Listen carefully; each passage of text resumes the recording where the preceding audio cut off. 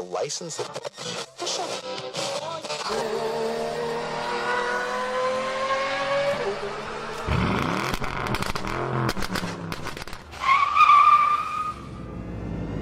Meep, meep.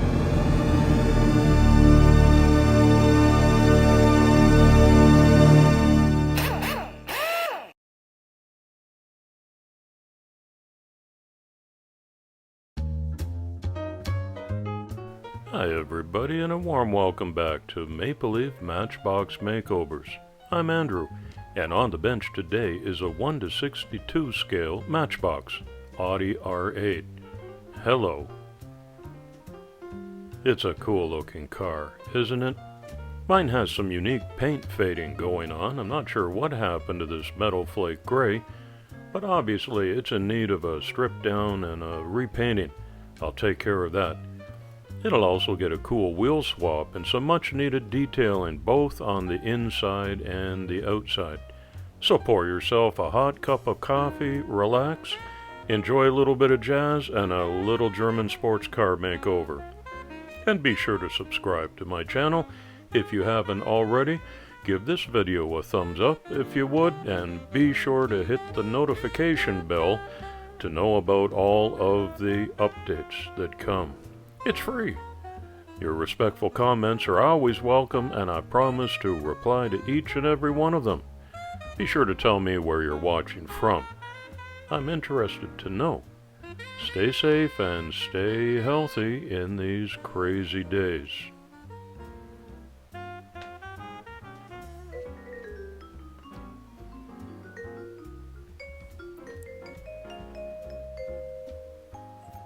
The Matchbox Audi R8 debuted in the 2007 mainline series. It's number MB726. This model was in production from 2007 to 2013 before Matchbox discontinued it as the license for Audi had expired. The casting returned in 2018 for the Globe Travelers series after the Audi license was renewed.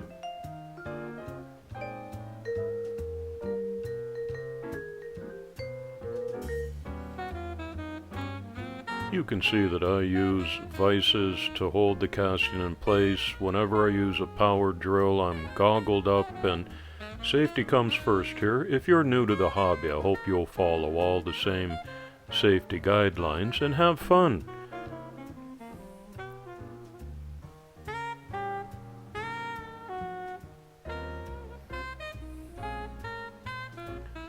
My paint stripping gel is not the most potent type out there, but I leave it in overnight if I can and get on with some other duties in the project, like the plastic parts washing and the windshield detail, just to make the old models look as new as possible. Kind of fun.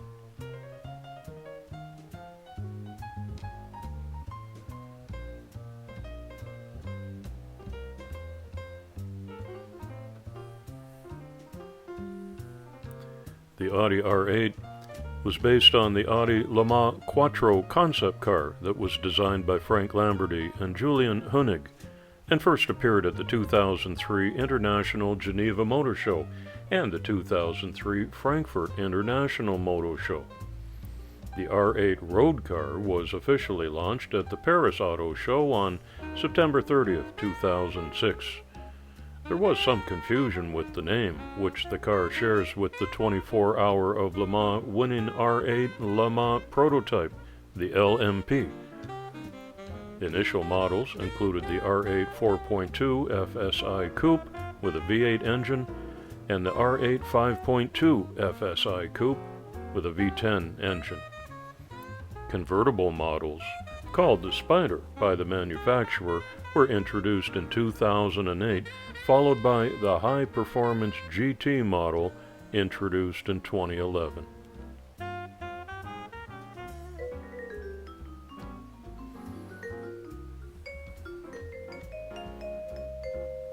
I enjoy this part of the restorations, doing the bare metal work, and here I've spotted a couple of nasty casting lines that are simply going to take away from the the sleek and sexy look of a car like the R8. So with my needle files, I take care of those and then carefully go back over the same area with the wire brush and the Scotch-Brite attachment.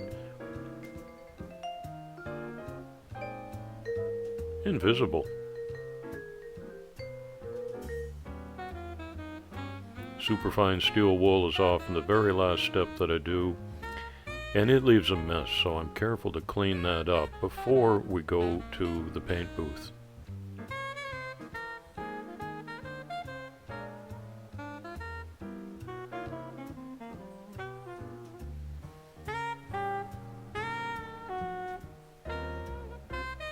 All the cars get degreased and ready for primer. Here I'm just using some basic hardware store primer. It works just as well in my opinion.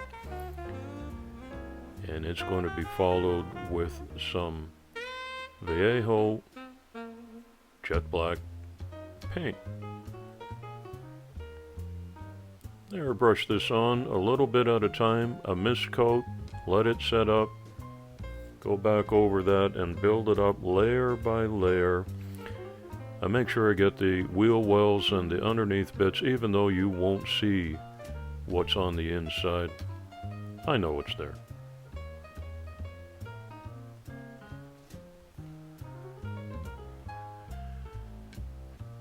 I'm taping off the very identifiable side panel, which is often a separate color on the R8 models.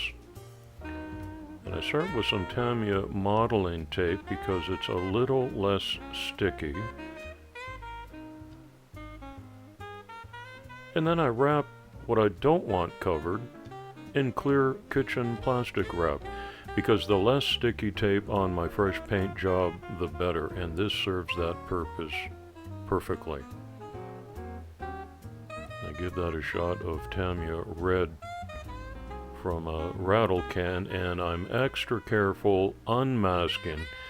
About 20 minutes has gone by, the paint is not dry, it's tacky, and I want to make sure that none of the overspray on that clear wrap touches the model. But look at that, I got a razor sharp edge.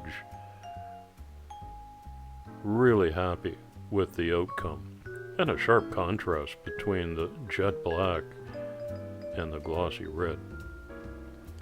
While that's drying up, I'm going to do some interior detailing, including some red leather bucket seats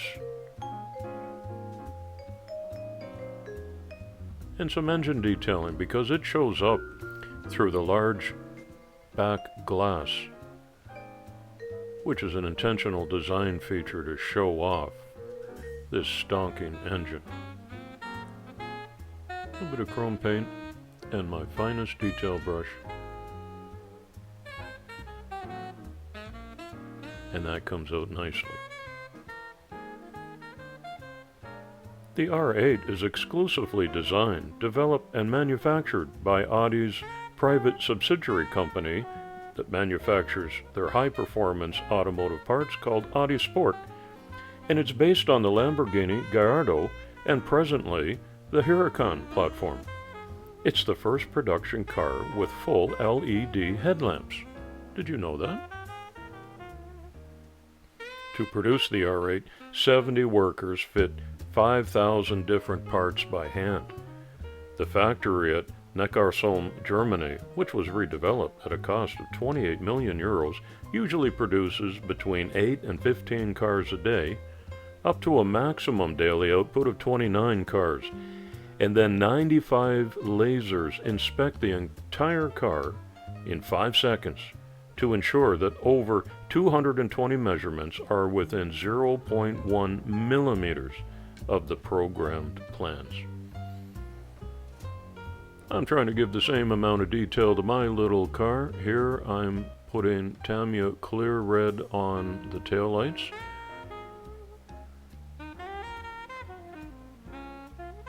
And the Audi rings are going on with a decal on the front.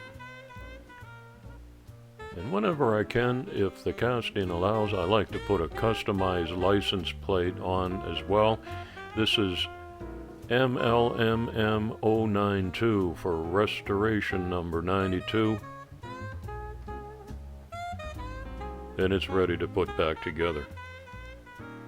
In pop culture, the R8 was the personal vehicle for Tony Stark, played by Robert Downey Jr. throughout 6 films in the Marvel Cinematic Universe. Type 42 models were used in the Iron Man trilogy, with a V8 in Iron Man, a V10 Spyder in Iron Man 2, and an E-Tron prototype in Iron Man 3. Tony had good taste in cars, and when it comes to the R8, I have to agree.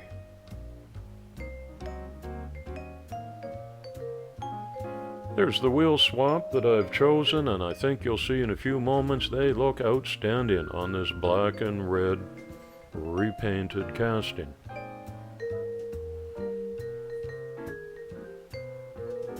The windshield is held in by pressure by the one-piece plastic interior, which in turn holds down the axles on the base. And I give it a little click in the front and a little click in the back. Everything fits beautifully together.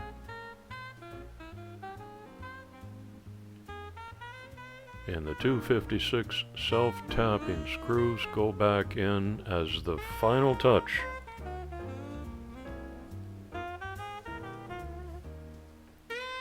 Finito. Doesn't that wheel swap look great? Super cool. Beautiful glossy paint finish. I drive an all-black car, and they show up every speck of dust, and these sure do. Also, but it's looking good. You can see the details that I've added with the lights and the side mirrors. Some black wash on the underneath. And look at that engine. Shows off beautifully through the large rear window. I couldn't be happier with this car. I think it looks outstanding. I was just kind of let down by the paint job originally. I got it in a large lot of cars on eBay, so it's a total investment of about 40 cents.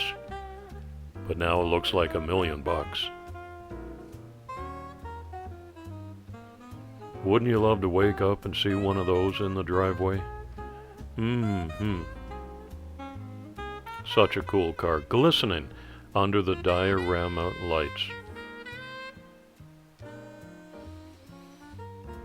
This one goes into a blister pack like all of my cars do, headed for the Goodwill store in my community as a gift for a little boy or girl.